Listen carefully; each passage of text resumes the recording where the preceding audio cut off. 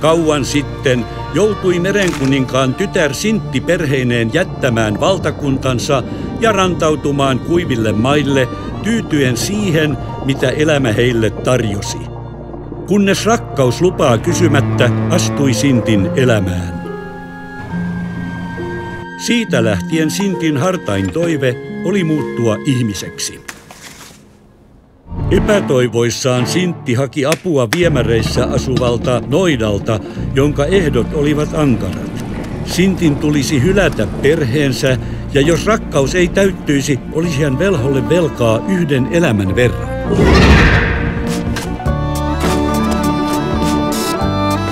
Mies, jonka tähden Sintti uhrasi kaikkensa, piti prinsessaa vain leikkikalunaan.